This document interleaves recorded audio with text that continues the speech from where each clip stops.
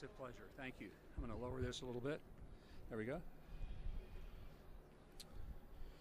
Everybody in place?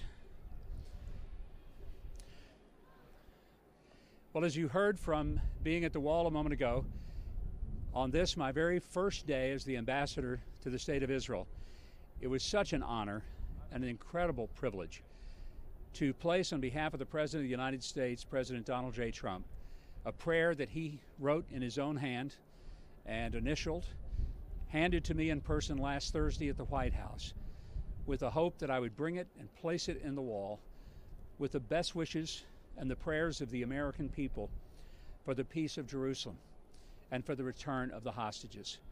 So I have done that with an extraordinary sense of honor, joy, and also a sense of great responsibility. The relationship between the United States and Israel is not ceremonial. It is deep. It is rooted in our love of democracy, in our love of the Judeo-Christian understanding that every life has worth and value.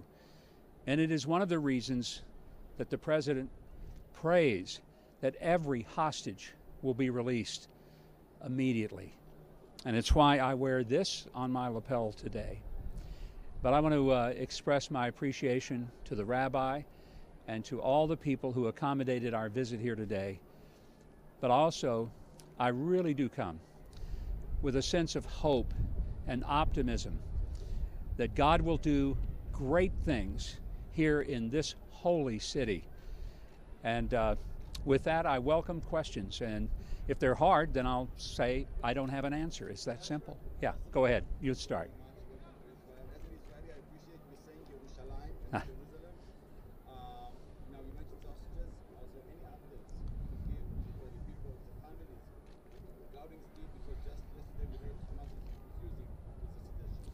I don't have any updates that I'm authorized to release. All I can tell you is that every effort continues to be made for every hostage to be released.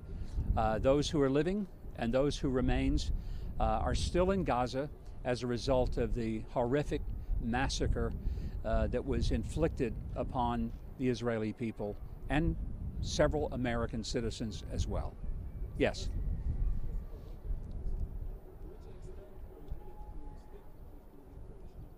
Speak up a little bit. Are you willing to support the peaceful solution, East Jerusalem, West Bank, at least parts of them, part of the Yeah. As you may know, the ambassador doesn't make the policy, he carries it out. So I tell people, I'm not a chemist, I'm a pharmacist. Somebody else, named the president who was elected, he'll be the one who will make the formula. He will give to me and I will dispense it. So when those instructions come, I'll be here to deliver them. Last point is, what is the U.S. government's message to officials in the Israeli government who think talking with Iran is essentially a waste of time and that the only solution is kinetic, is military? Yeah, I would never try to inflict my view upon the Israeli government. They're dealing with very challenging circumstances. I have great respect for what they're trying to get done and the manner in which they're getting it done. And so I'm not going to second guess their efforts whatsoever. It would be inappropriate for me as a representative of the U.S. government to evaluate what the Israeli government is doing. Yes.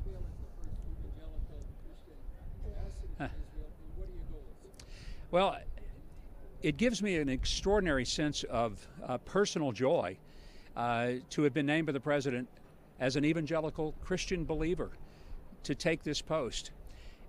And to be honest, I was a little concerned that maybe there would be some resistance to that on behalf of Israeli people and Jewish people. But what I found is that just the opposite. And many people, my Jewish friends, have expressed this over and again, that if I were Jewish and came as ambassador, they'd say, well, of course, he supports Israel. He's Jewish. He doesn't have a choice. I say to them, I have a choice, and I make my choice to support Israel and to show my friendship that has existed, by the way, for 52 years. From my very first trip here, which was in 1973, when I was a month shy of my 18th birthday. So I've seen you, obviously, Chris, probably several dozen of the times that I've been here. And it never grows old. I never get to the point where I don't learn something. I never get to the point where I don't experience something being in this very magnificent place. Yes.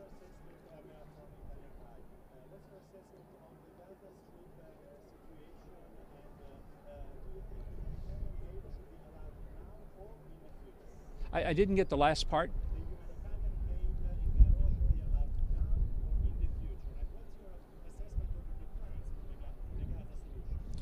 I think the plans are yet to be determined.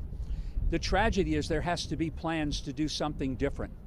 If Hamas had been a civil people, if they had been something less than savages that massacred in the most vicious way innocent civilians, they did not attack soldiers, they attacked civilians. They attacked women, children, babies, helpless elderly people. They brought this upon themselves. Everything that people see there is not the result of anything other than the vicious hatred that Hamas harbored and carried out on October the 7th. And they are paying the price. And tragically, so many innocent people are paying the price for the sins and the evil of these monsters of Hamas. Yes.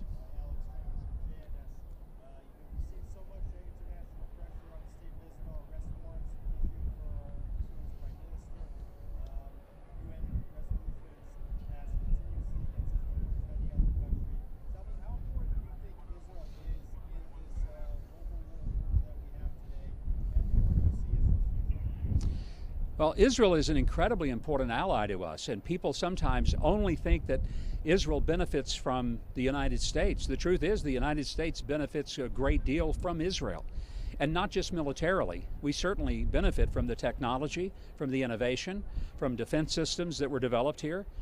But there's a much more important and long-lasting side of where Americans benefit in agriculture, technology, medical advancement. So it is not a one-way street.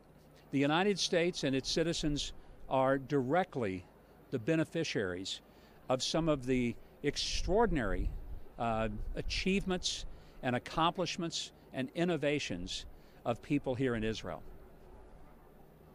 Anyone else? Yes. Israel is not so happy that the United States is now negotiating with the American administration is handling this. Well, I can't speak to how happy or unhappy they are because they have not communicated. Yeah, I'm just saying it's not for me to determine what they're happy or unhappy about. I'm here to represent the president, the American people, and I do know that there's never, ever been a president in America who has been a better friend to Israel than President Donald J. Trump. That I know. One last question, anyone? Yes, sir. So can we, as Israelis, rely that there will not be a bad deal between America and Iran regarding, of course, negotiations? Well, the president himself has made very clear Iran will never have a nuclear weapon. They will not be in a position where that they can threaten the peace, not just of Israel, but all of the people of the rest of the world. Let's never forget that the Iranians have not simply threatened Israel with extinction, which they have repeatedly over 46 years, but they have also threatened the United States. They don't just say death to Israel, they say death to America. And there's an old saying that when people tell you over and again they're going to kill you, you might want to take them seriously. So I don't think that this is just about Israel. Israel has often been called the little Satan and the U.S. the great Satan. I'd put it in simpler terms. For the Iranians, Israel is the appetizer and the U.S. is the entree. Whatever happens at the hands of the Iranians to Israel is the intended happening to those of us in the United States. Thank you very much. Pleasure to visit with you. Thanks for coming out.